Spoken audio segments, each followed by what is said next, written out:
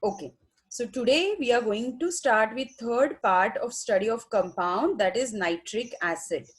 In nitric acid, we are going to study discovery of nitric acid, occurrence of nitric acid, laboratory preparation, industrial preparation, and with that we are going to study chemical properties of nitric acid. So we'll start with discovery or history of nitric acid. So first, in 8th century, alchemists, they named this acid as aqua fortis.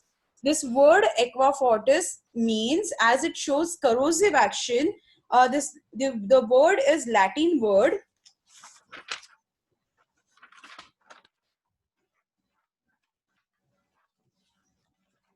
Hello. Yes, ma'am. Yeah, this word is Latin word which means strong water.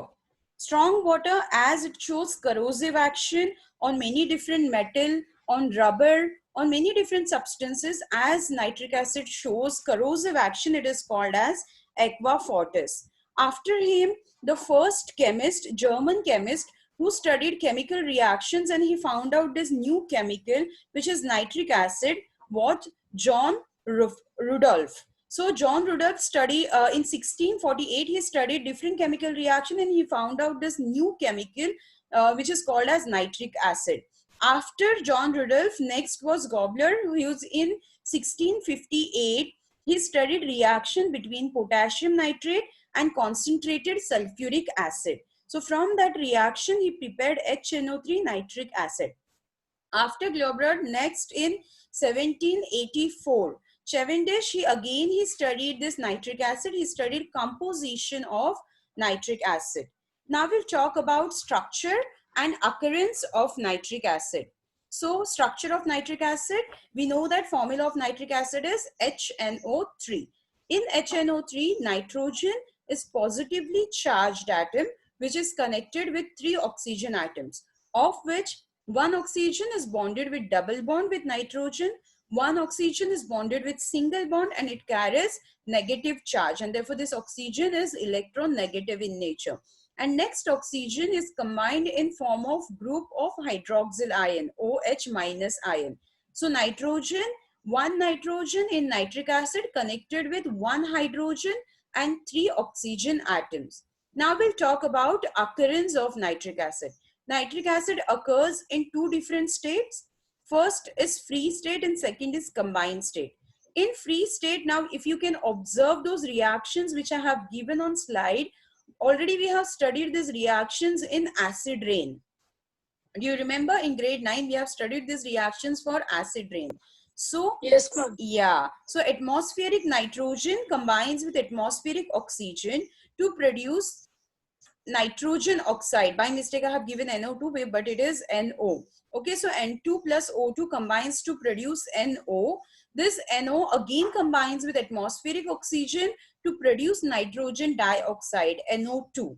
Now this nitrogen dioxide produced in atmosphere, it combines with moisture or atmospheric water contained in presence of oxygen to produce nitric acid, HNO3. So in free state, when atmospheric nitrogen and oxygen combines together, they produces NO2 and after NO2 it combines to produce HNO3 in reaction. Okay, so this is a free state. This HNO3, it comes down on earth in form of acid rain. With your precipitation, with your rain, normal rain, it comes down in a form of acid rain. This acid rain, when it comes down in soil, it combines with different minerals to produce different compounds of nitrate, for example calcium nitrate. Okay, second state is combined state. In combined state, I have given 2 compounds in atmosphere. This nitric acid is present in these 2 forms. First is sodium nitrate, NaNO3, and second is potassium nitrate, KNO3. Now this NaNO3, in Latin it is called as Chile saltpetre, and KNO3 is called as Bengal saltpetre. Even it is called as nitrate salt. Okay, so these are the 2 compounds or combined state of nitric acid. Next, we'll study laboratory preparation of nitric acid. Very important preparation. On slide, you can observe apparatus I have given. In this apparatus, you can observe there is one round bottom flask with side tube. This is called as glass resort. Okay, so we have glass retort connected with second round bottom flask. Okay, so in glass retort, we have taken our reactants. Our reactants are sodium nitrate or potassium nitrate with concentrated sulfuric acid. Okay, in second flask, we are going to get fumes of nitric acid after heating. Okay, so our product is nitric acid with formation of metal bisulfate. For example, if you are using sodium nitrate, there will be formation of sodium bisulfate. If you will use potassium nitrate, it will form potassium bisulfate in reaction. Then we'll talk about conditions. We need to maintain temperature in this reaction. Same conditions we have studied in HCl. So temperature we need to maintain below 200 degrees Celsius. If we'll use temperature above or more than 200 degrees Celsius, there will be a wastage of fuel. Your glass apparatus it will crack, and there will be production of sodium sulfate as a byproduct, which is a very hard crust, and it will stick to your glass apparatus and it will become very difficult to remove from your apparatus. Okay, so this is a setup of laboratory setup of preparation of nitric acid. Now, if we'll observe reactions in glass retort, we have taken sodium nitrate or potassium nitrate with concentrated sulfuric acid. Now we'll start heating this contained in this glass retort. As we'll start heating this contained, there will be production of gaseous form of HNO3. These gaseous vapors are brown in color due to presence of NO2 with those vapors. So this HNO3 vapors will move from your retort towards your round bottom flask. In round bottom flask, if you can observe, above round bottom flask, we have given connection of water tap. Yes, so continuously we are going to flow water on round bottom flask. As we'll start continuously, as we'll throw this water on round bottom flask, condensation will occur in your round bottom flask. So brownish fumes of nitric acid will move from your glass retort towards your round bottom flask. In round bottom flask, due to water, there will be condensation of these vapors and it will change into liquid form of nitric acid. So in round bottom flask, we can collect nitric acid. Now this nitric acid, the pure form of nitric acid is actually colorless. But when there is presence of NO2 or whenever oxidization or decomposition of this nitric acid occurs, it shows yellowish color, right? So it's a reaction between HNO3 and atmospheric oxygen where decomposition occurs to produce nitrogen dioxide, which is brownish yellow in color, and therefore your nitric acid appears yellowish in color. You must have observed in laboratories, we keep this nitric acid in amber color bottle, if you can remember, right? So we use amber color bottle to stop decomposition in presence of light.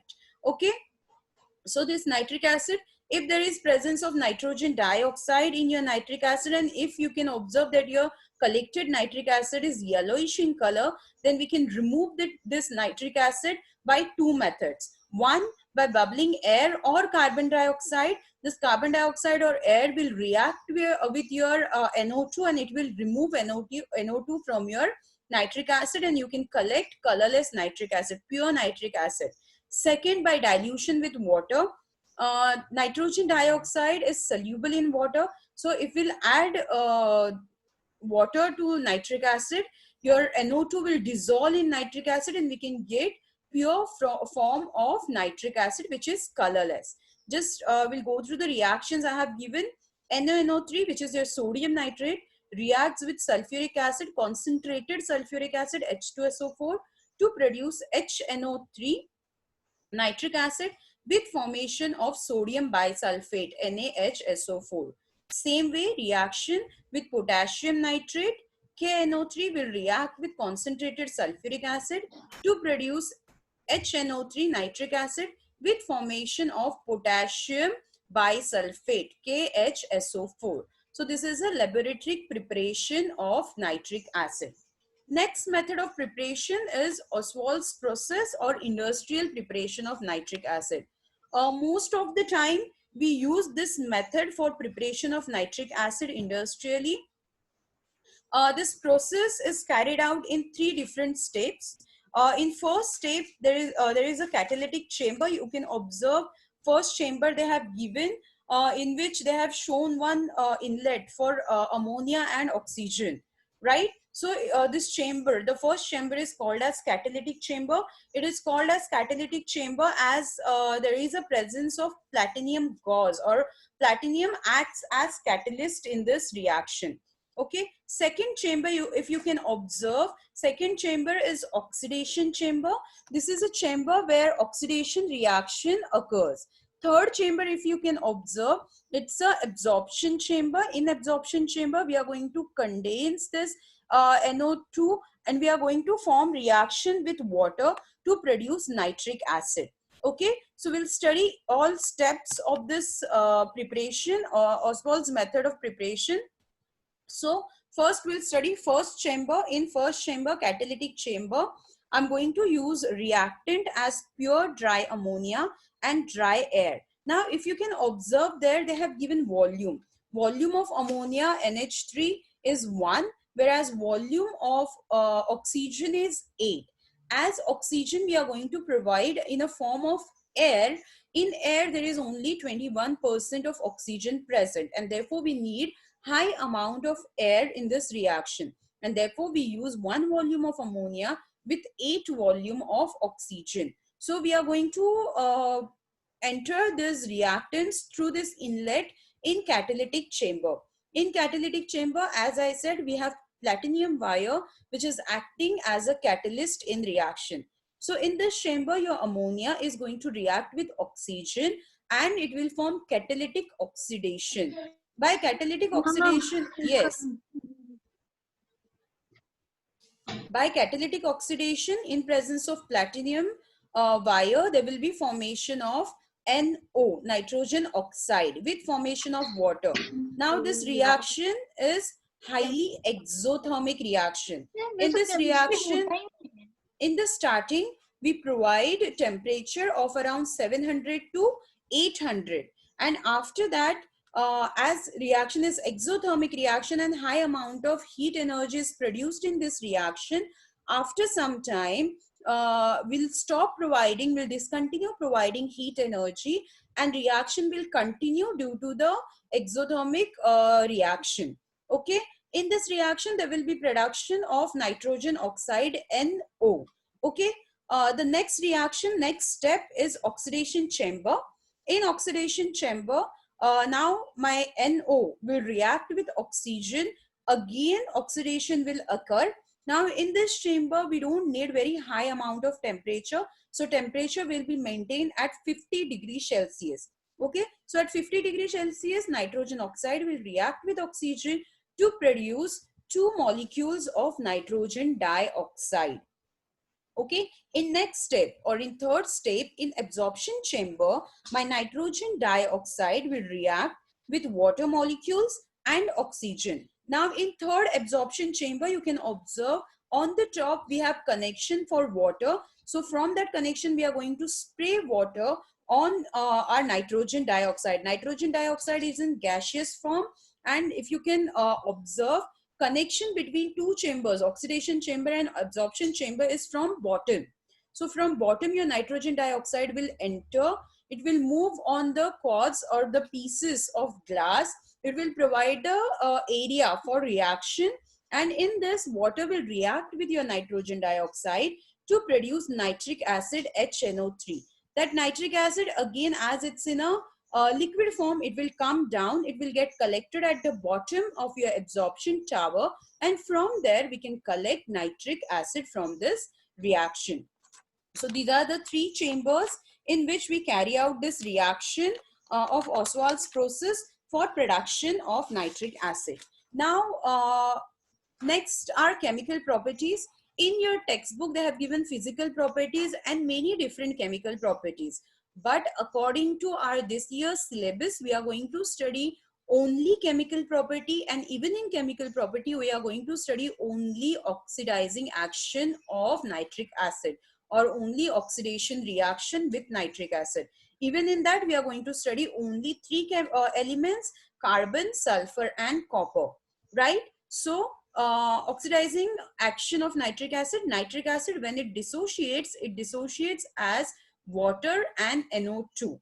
With formation of water and NO2, it produces one nascent oxygen. You can observe that oxygen in bracket. That oxygen is called as nascent oxygen, right? So nascent oxygen is produced in this reaction of decomposition of nitric acid, and this nascent oxygen is used up for oxidation reaction. So now we'll observe reactions with carbon and sulfur.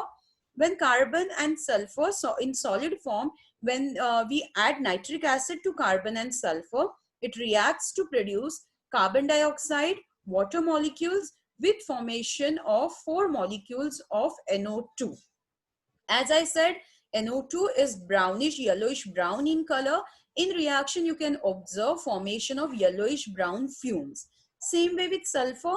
When your sulfur reacts with nitric acid, it produces sulfuric acid with formation of water molecules and 6 molecules of nitrogen dioxide.